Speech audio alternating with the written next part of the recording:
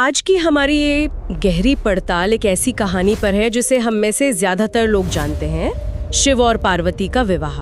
लेकिन हम यहाँ सिर्फ कहानी दोहराने के लिए नहीं है, हम उन पहलुओं को कुरेदेंगे जो अक्सर छूट जाते हैं, जैसे वैराग्य और गृहस्थ जीवन का संतुलन असल में है क्या, और क्यों इस एक विवाह ने पूरी सृष्टि का मतलब भविष्य ही तय कर दिया। बिल्कुल। हमारे पास कुछ स्रोत हैं जो इस पूरी पौराणिक कथा के गहरे प्रतीकों और दर्शन को परत दर परत खोलते हैं। तो चलिए इस जानी पहचानी कहानी के अनजाने अर्थों में उतरते हैं। जरूर। यहाँ हमारा मकसद सिर्फ ये जानना नहीं है कि क्या हुआ, बल्कि ये समझना है कि इसका मतलब क्या है। ये सिर्फ दो देवताओं का विवाह नहीं था, ये चेतना और ऊर्जा के मिलन की कहानी है जिसके बिना सच कहूँ तो सृष्टि चल ही नहीं सकती। तो कहानी की नींव रखी जाती है शिव की पहली पत्नी सती के साथ। हाँ, प्रजापति दक्ष की बेटी। बिल्कुल, उन्होंने अपने पिता की इच्छा के विरुद्ध जाकर शिव से विवाह किया था। और ये बात दक्ष को हमेशा मतलब खटकती रही। उन्होंने एक बड़े यज्ञ का आयोजन किया और उसमें जानबूझकर शिव और सती को नहीं बुलाया। और जब सती वहाँ बिना बुलाए पहुंची तो दक्ष ने शिव का सबके सामने घोर अपमान किया। ये अपमान सती से सहा नहीं गया और उन्होंने उसी यज्ञाग्नि में खुद को समर्पित कर दिया। इस घटना का असर बहुत गहरा हुआ। ये सिर्फ एक पत्नी की मौत नहीं थी, प्रतीकात्मक रूप से देखें तो ये ऊर्जा का यानी शक्ति का अपमान था। अच्छा, जिससे चेतना यानी शिव पूरी तरह टूट गए। शिव जो इस ब्रह्मांड के साक्षी हैं, वो संसार से पूरी तरह विरक्त हो गए। मतलब एक ऐसी गहरी समाधि में चले गए। हाँ, एक ऐसी गहरी समाधि में जहाँ कोई हलचल नहीं थी, कोई सृष्टि नहीं थी, सिर्फ शून्य था। और यही हमें पहली बार दिखता है कि जब चेतना खुद को समेट लेती है तो सृष्टि का संतुलन कैसे बिगड़ता है। सही कहा आपने। शिव के वैराग्य में जाने का मतलब था कि ब्रह्मांड की जो रचनात्मक शक्ति है वो दिशाहीन हो गई। और जब भी ब्रह्मांड में शक्ति का ऐसा शून्य पैदा होता है तो उसे भरने के लिए कोई नकारात्मक शक्ति सिर उठाती है। और वही हुआ तारकासुर के रूप में। बिल्कुल। हाँ, तारकासुर एक ऐसा असुर जिसने अपनी तपस्या से ब्रह्मा जी से एक बहुत ही अनोखा वरदान पा लिया था। और वो वरदान ही सारी समस्या की जड़ था। तारकासुर को वरदान मिला था कि उसकी मृत्यु सिर्फ और सिर्फ शिव के पुत्र के हाथों ही हो सकती थी। हाँ बिल्कुल। अब सोचिए, देवताओं की दुविधा। जिस असुर को सिर्फ शिव का पुत्र मार सकता है, वो शिव तो संसार त्याग कर ऐसी समाधि में है जहाँ से उनका लौटना लगभग नामुमकिन लग रहा है। सही बात है। सृष्टि का संतुलन पूरी तरह दांव पर था। यहीं पर कहानी में एक नया मोड़ आता है। पार्वती के जन्म के साथ वो पर्वतराज हिमालय की पुत्री थी। और कहा जाता है कि वो सती का ही पुनर्जन्म थी। हाँ, ये पुनर्जन्म का विचार बहुत महत्वपूर्ण है। बहुत ज्यादा। ये दिखाता है कि ऊर्जा कभी नष्ट नहीं होती, वो बस रूप बदलती है। सती के रूप में जो ऊर्जा अपमान से भस्म हो गई थी, वही अब पार्वती के रूप में एक नए, ज्यादा स्थिर और दृढ़ संकल्प के साथ लौटी थी। और उनका लक्ष्य बचपन से ही साफ था। बिल्कुल साफ। शिव को पति रूप में पाना और सृष्टि के संतुलन को फिर से स्थापित करना। और इस लक्ष्य को पाने के लिए उन्होंने जो रास्ता चुना वो किसी राजकुमारी के लिए अकल्पनीय था। सच में उन्होंने महलों का सुख, वैभव, सब कुछ त्याग दिया और एक तपस्विनी का जीवन जीने के लिए वनों में चली गईं। और ये सिर्फ त्याग नहीं था, है ना? ये एक तरह से समाज की सोच को चुनौती देना भी था। बिल्कुल। उस दौर में एक राजकुमारी का महलों को छोड़कर तपस्विनी बन जाना, ये एक क्रांतिकारी कदम था। ये दिखाता है कि उनका संकल्प कितना मजबूत था। वो जानती थी कि शिव को पाना है तो उन्हीं के स्तर की तपस्या करनी होगी। यहाँ एक बात बहुत दिलचस्प है।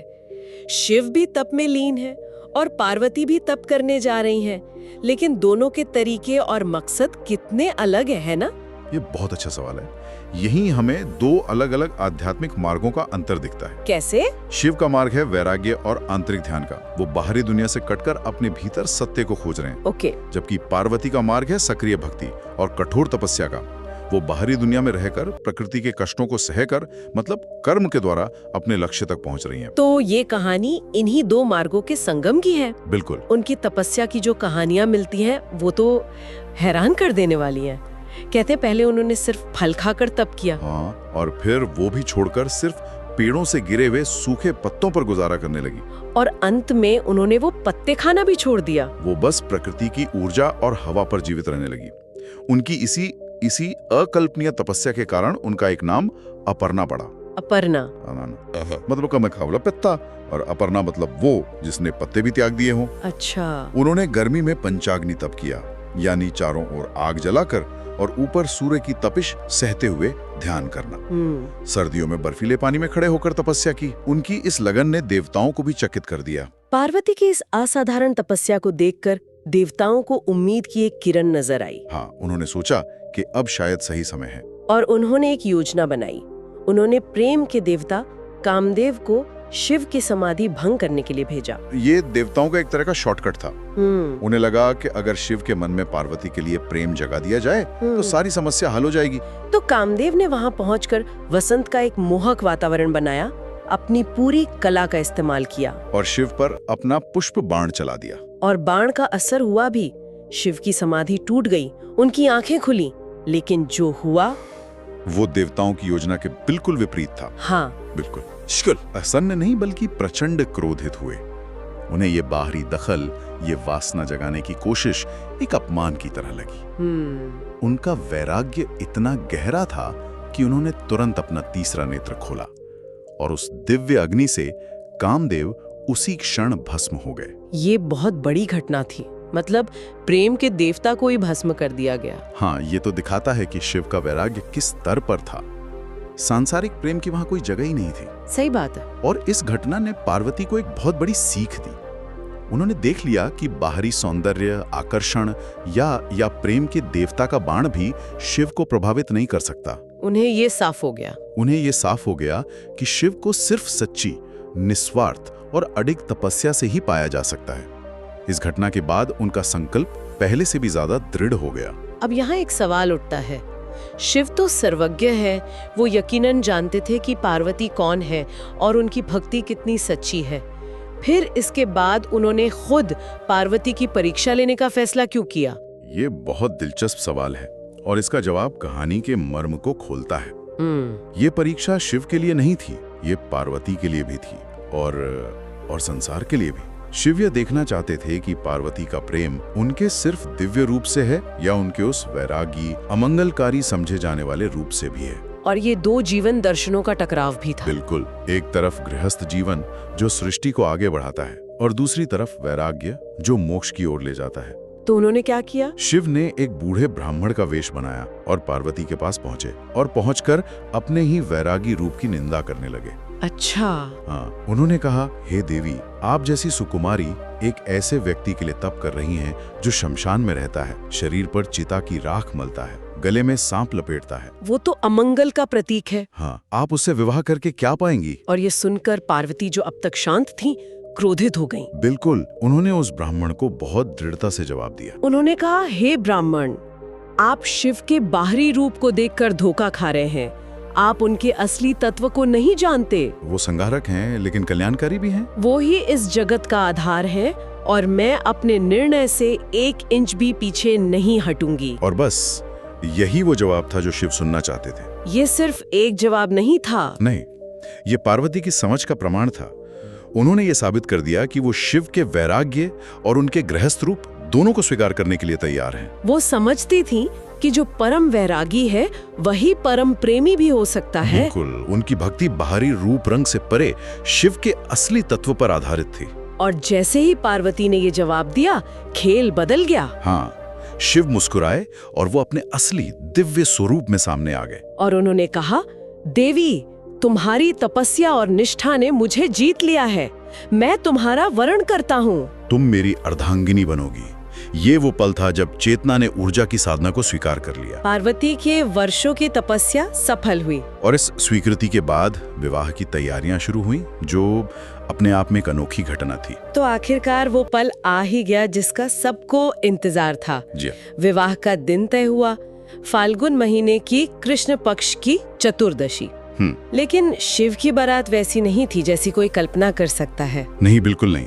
बल्कि ये शायद इतिहास की सबसे अजीब और अद्भुत बारात थी। उस बारात में कौन नहीं था?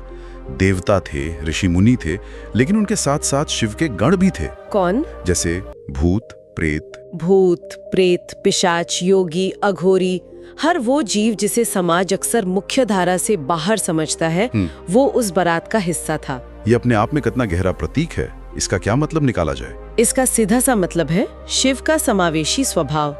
उनके लिए कोई भी अछूत या अमंगल नहीं है। अच्छा।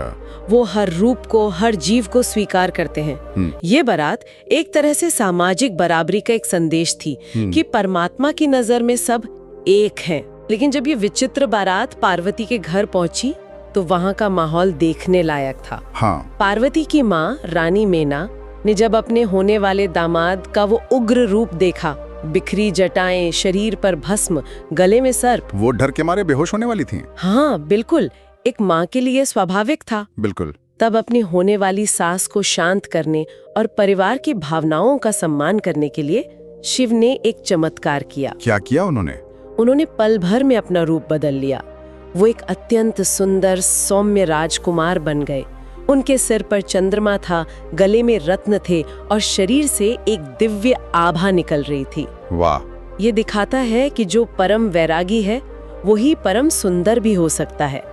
वो रूप और अरूप दोनों से परे हैं, लेकिन भक्तों के लिए कोई भी रूप धारण कर सकते हैं। इसके बाद शिष्यों के मंत्रोच्चार के बीच अग्नि को साक्षी मानकर शिव और पार्वती का वैदिक विवाह संपन्न हुआ। ये वो ऐतिहासिक क्षण था जब शिव और शक्ति का मिलन हुआ। और हमें ये याद रखना होगा कि ये मिलन सिर्फ दो शरीरों का नहीं था। नहीं, ये दो सिद्धांतों का मिलन था। शिव जो स्थिर चेतना के प्रतीक हैं और पार्वती जो सक्रिय ऊर्जा या शक्ति की प्रतीक हैं। ये वैराग्य का प्रेम से संगम था, ध्यान का करुणा से संतुलन था। इस एक विवाह ने ब्रह्मांड के दो सबसे बड़े ध्रुवों को एक कर दिया। और कहते हैं कि जैसे ही ये विवाह संपन्न हुआ, सृष्टि में जो असंतुलन था वो समाप्त हो गया। हाँ, प्रकृति में आनंद की लहर दौड़ गई और तारकासुर को मारने वाले पुत्र कार्तिकेय के जन्म का मार्ग खुल गया। बिल्कुल। इसीलिए इस रात को कोई साधारण रात नहीं बल्कि महाशिवरात्रि कहा जाता है। सही बात है।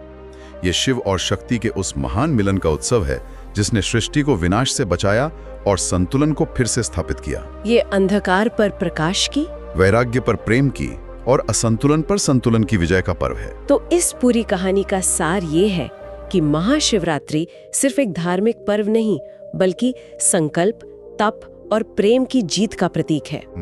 ये हमें याद दिलाता है कि कैसे दो विपरीत लगने वाली शक्तियां, चेतना और ऊर्जा, वैराग्य और गृहस्थ, मिलकर ही इस सृष्टि को सुंदर और संतुलित बनाती हैं।